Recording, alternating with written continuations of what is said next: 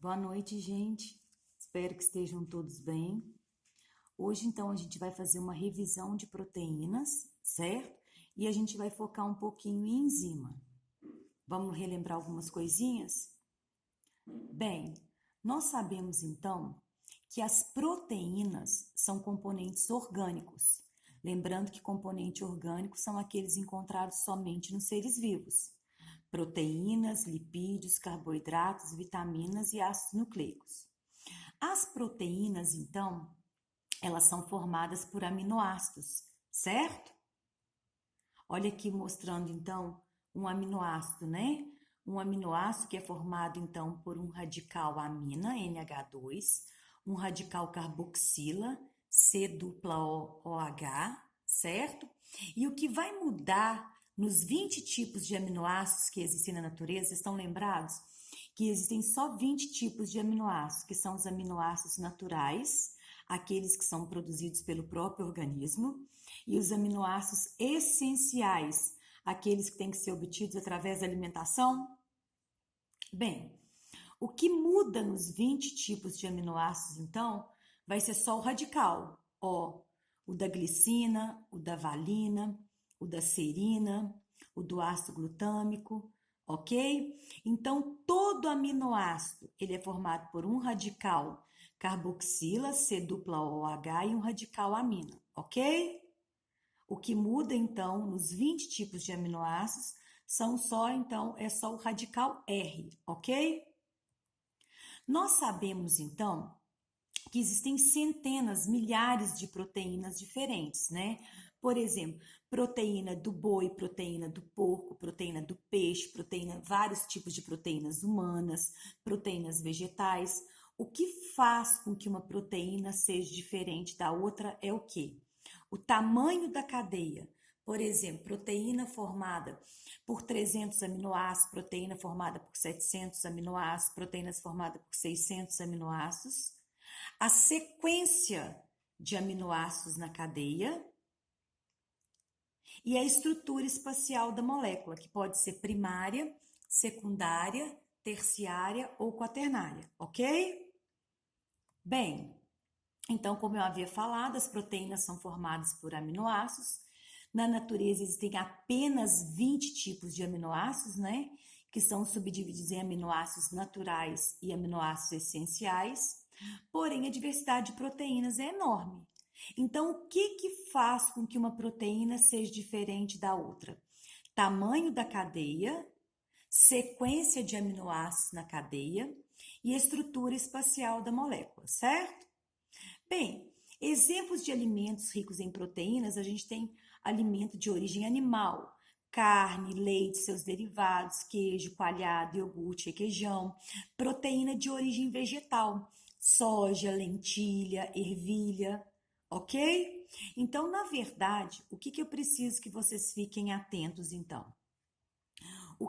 Quando eu como um alimento rico em proteína, por exemplo, um bife de porco, eu não sou porquinha.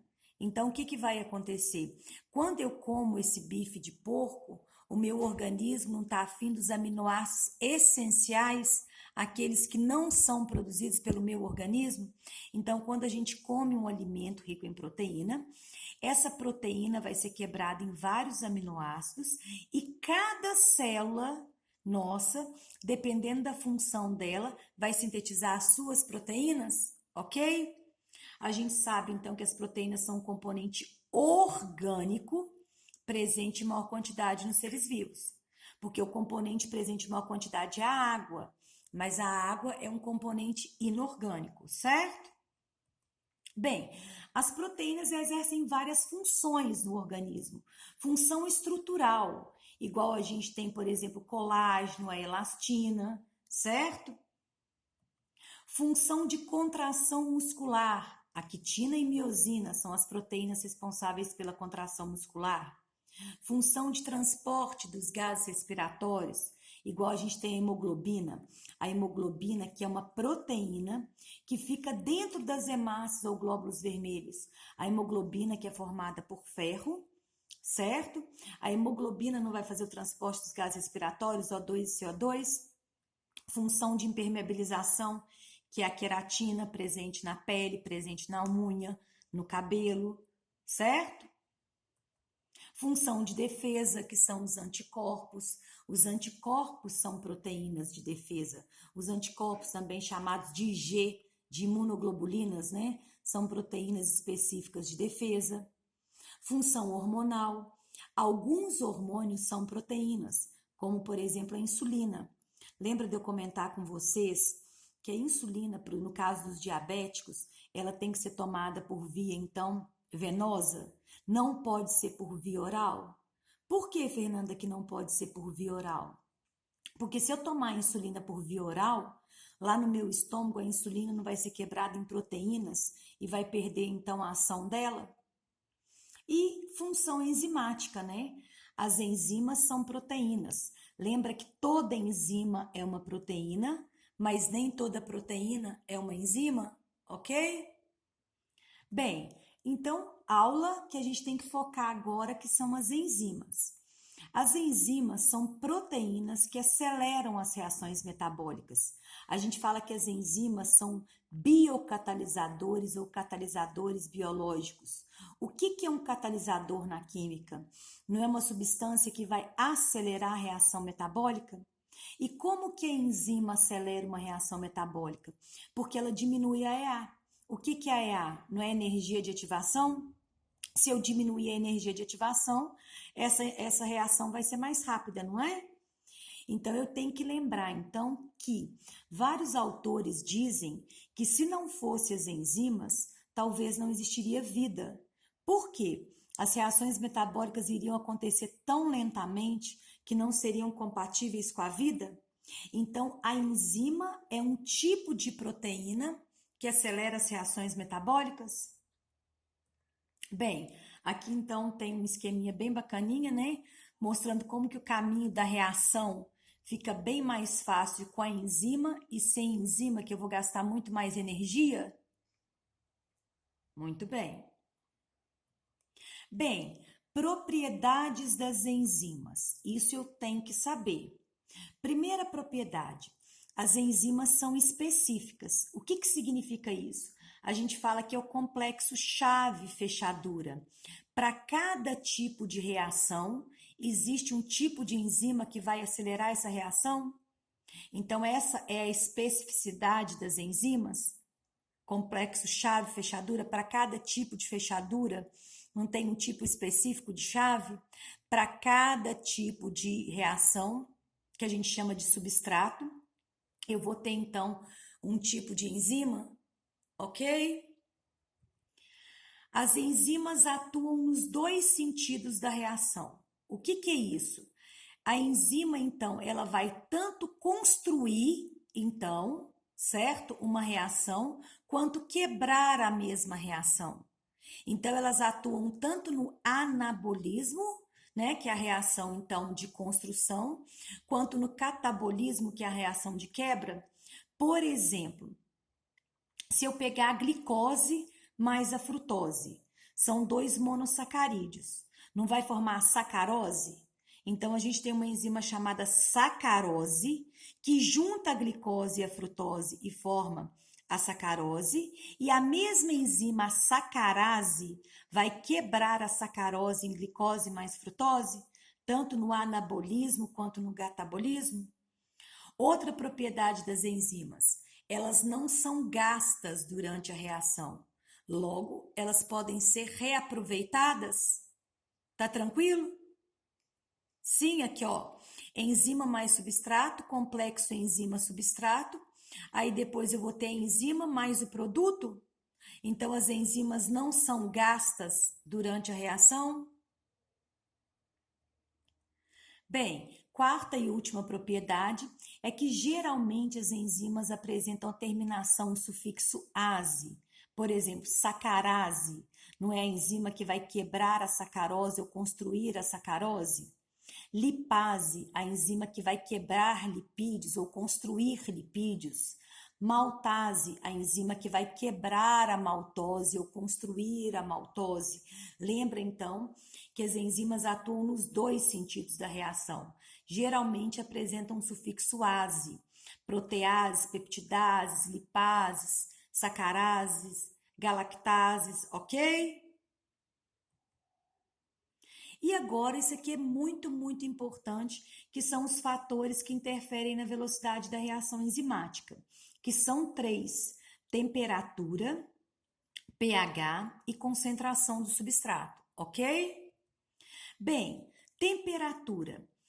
Cada enzima, em cada espécie, apresenta uma temperatura ótima. Olha o gráfico aqui, que legal, gente. Lembra que esse gráfico aqui, ele representa uma equação de segundo grau, não é? Que é uma curva, que é uma parábola. Então, a temperatura ótima não é a temperatura na qual a velocidade da reação enzimática é máxima? Por exemplo, a temperatura ótima das enzimas da espécie humana não é em torno de 36 graus Celsius e meio. Cada espécie apresenta uma temperatura ótima diferente para suas enzimas. Percebam que se eu aumentar a temperatura ou se eu diminuir a temperatura, eu não vou ter uma diminuição da velocidade da reação enzimática? Que aqui no caso, se eu aumento a temperatura, eu tenho hipertermia, febre. Se eu diminuo a temperatura, não tem hipotermia? Por exemplo, os moradores de rua não morrem, né, de frio por causa de hipotermia? A mesma problemática aqui não é a hipertermia, que é a febre?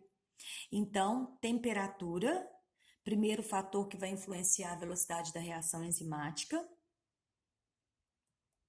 pH. O que é o pH? O pH, então, ele não vai medir, ele não vai aferir, então, a acidez e a basicidade de determinada solução? Vamos lembrar que o pH ele não varia, então, de quê? Né? De 1, né, a 14, que o pH 7 é neutro. Quanto mais próximo de 14 eu chego, mais alcalino, mais básico vai ficando essa solução. E quanto mais próximo de 1 eu vou me aproximando, mais ácida vai ficando, então, a solução. Bem, o mesmo gráfico de temperatura. Cada enzima tem um pH ótimo diferente. O que é o pH ótimo? pH no qual a velocidade da reação enzimática é máxima. Agora eu tenho que prestar atenção nisso aqui, porque dentro do mesmo organismo, galera, o pH das enzimas é diferente. Por exemplo, na boca. Na boca a gente não tem uma enzima chamada pitialina ou amilase salivar? O pH ótimo dela é próximo de neutro. No estômago, a gente tem outra enzima, que é a pepsina. No estômago, devido ao ácido clorídrico, o pH ótimo da pepsina não vai ser muito ácido, ok?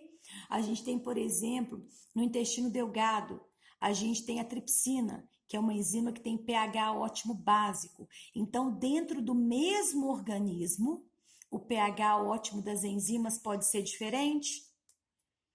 E para a gente terminar, a gente vai falar de desnaturação enzimática. O que é desnaturar uma enzima?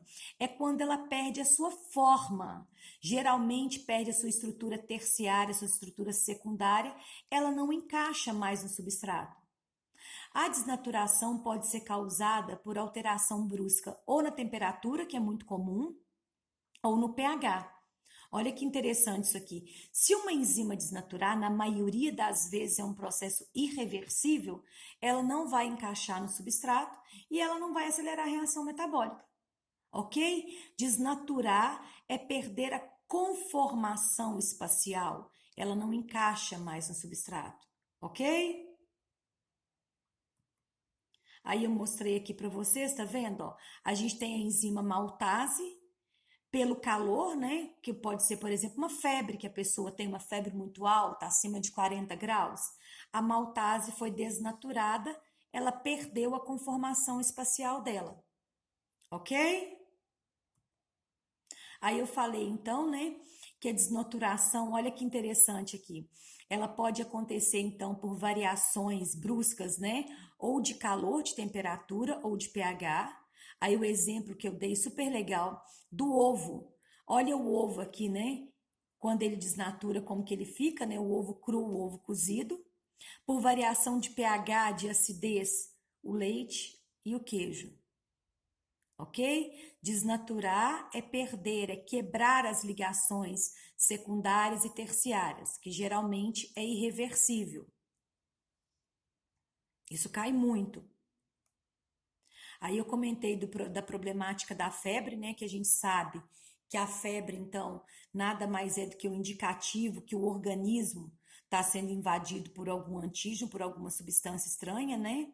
E o grande problema, então, da febre alta e por um tempo maior é a desnaturação das enzimas, ok?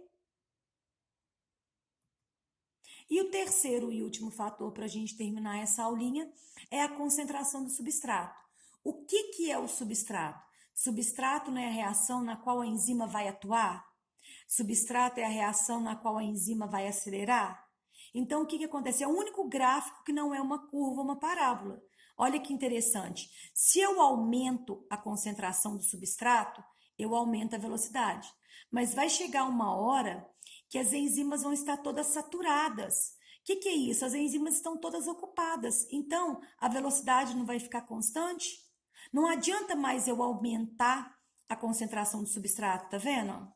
Que a velocidade fica constante. Ok? Então, acho que agora dá para vocês fazerem os exercícios todos de proteínas e na próxima aula a gente fala de lipídios, combinado? Um beijo!